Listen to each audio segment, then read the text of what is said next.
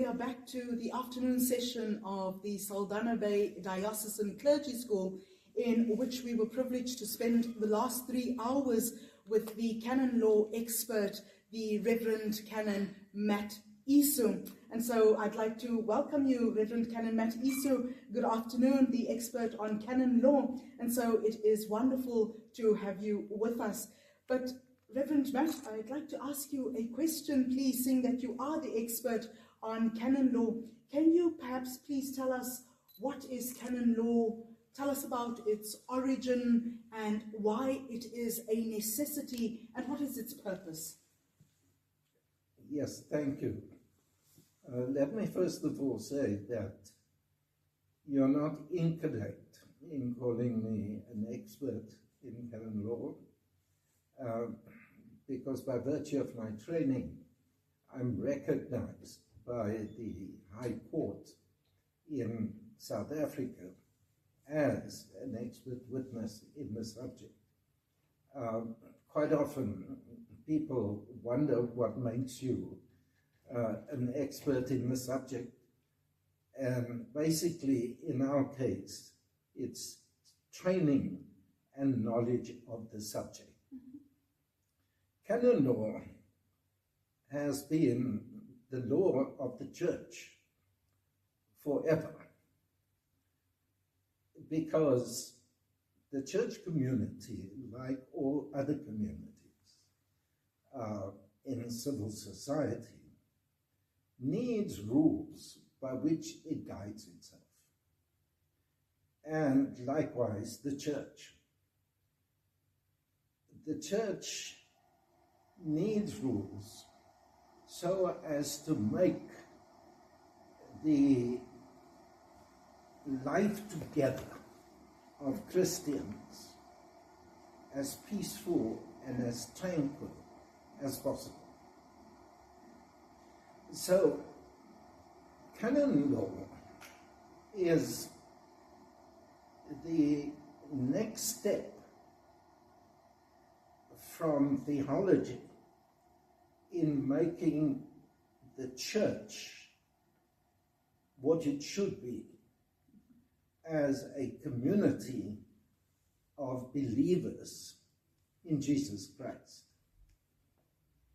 And so, because God created humankind in order to live together in harmony with rules that we would say these days are civilized, ones that we are not seeking the one to destroy the other one. So in the church, when we come together for our worship, it is the coming together of the community based on a theology and a law which makes it possible for us to do that. Of course, explaining canon law has a lot more tails to it, if one can put it that way. But the basic thing that people must know is, like in society where you have to have laws, it's in order for us to do precisely that, live in order, in ordered lives. It's how we shape our communities, how we shape our families, and how we make sure that the church becomes so much part of the lives that we live outside of church. Thank you, Canon Matt. And then, when we think about law, automatically it is about thinking about what is right and what is wrong. And so now you would have heard at the clergy school that our theme for this particular clergy school is celebrating original blessing. So how does canon law contribute to this overarching theme of celebrating our original blessing? here, that's basic, It's basic to canon law. Because unless we're a church that appreciates the fact that we are who we are because of the so-called original blessing, then we've lost it. We have no message to ourselves as church, and we have no message to the world. Canon law makes it possible to say that where civil law can create a good and a bad, so to speak, what canon law starts off with is on the great assumption that we were all created for good, and for the good of each other, and for the good of humankind. So, where we differ slightly is that in civil law, 9 out of 10 times, it comes about because we have not followed an ordinance, we have not followed the basic way of life. You take, for example, theft, a common thing in our society. Someone comes along, sees that I have a nice jacket on, which I do have, and wants it. Just simply because it looks nice on me, so they want it. Do not have the gut or respect to say, I like your jacket, won't you please give it to me? Which allows me to make up my mind as to how I practice my own faith and the fact that I'm supposed to give if I have. But instead, while I'm making up my mind, I get knocked over and the jacket removed from my body. That means that there's an indiscretion that's happened and there's been a contravention of the law, because you can't just simply do that. In the church, when it comes to canon law, our approach would be not as similar to law in civil society, because when we get into the kind of trouble as my example sketches, then we then go and find out through the courts, sometimes through a mediator, if necessary, have to go to court for every incident. So a thing such as my jacket being taken by someone who wants it can be taken to a mediation, and a mediator would sit there and try and see how they can help both of us get to live the kind of lives that we ought to live. It's not happening at the moment because it's so easy to just look at the other person and say, you did me wrong, and so you must be punished.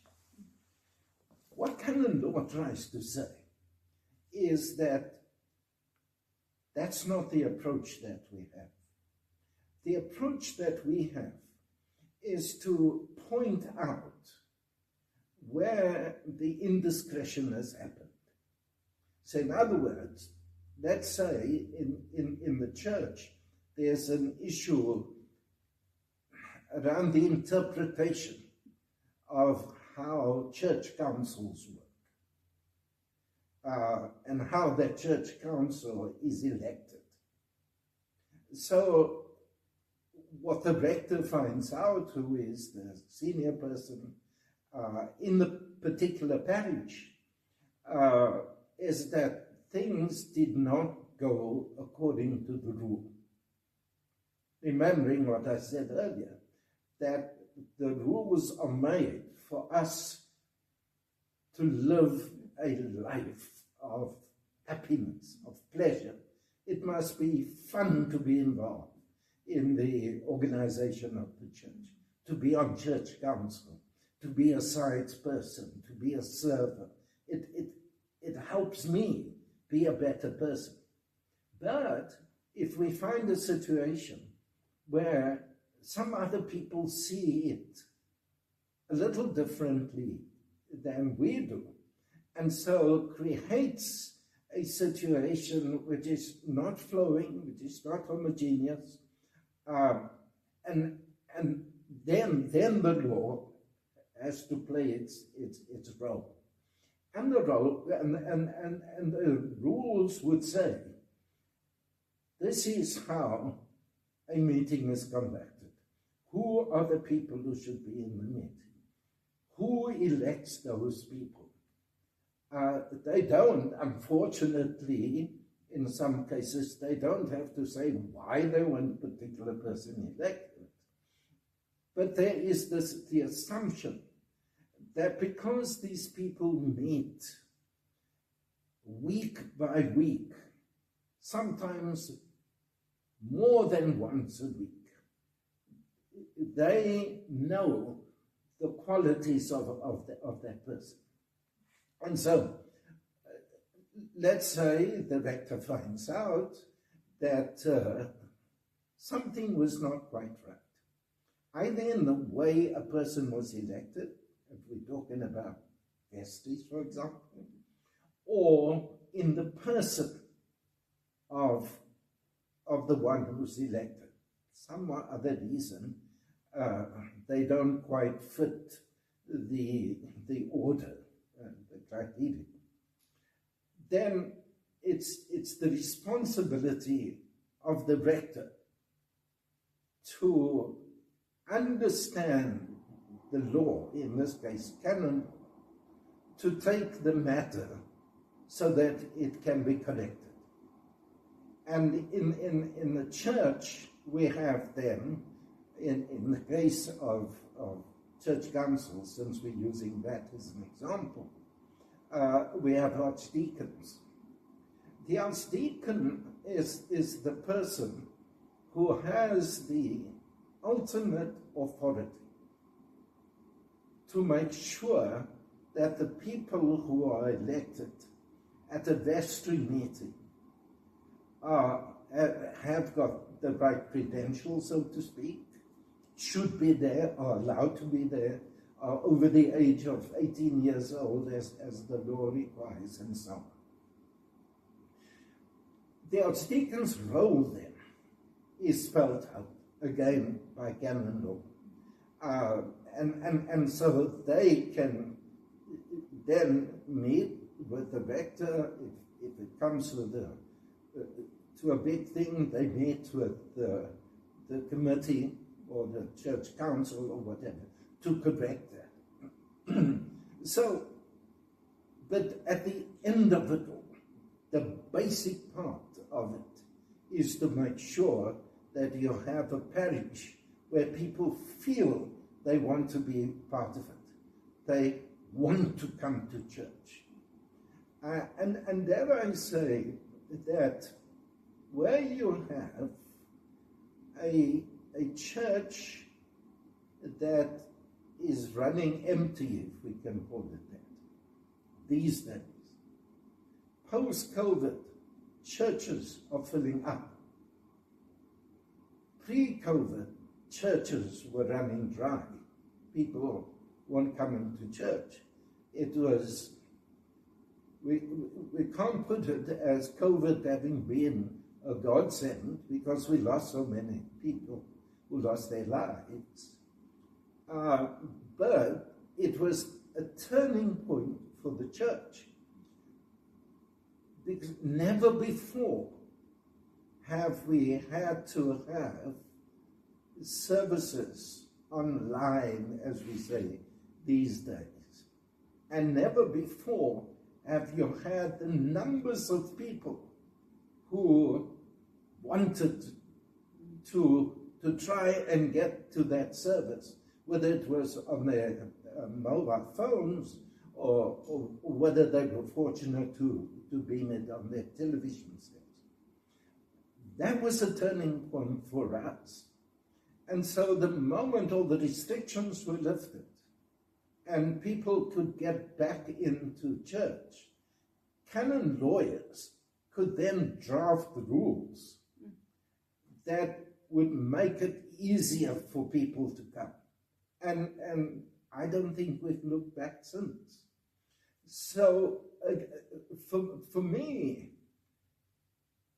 you don't need to look too far in terms of what canon law is, and what is its practice and so on.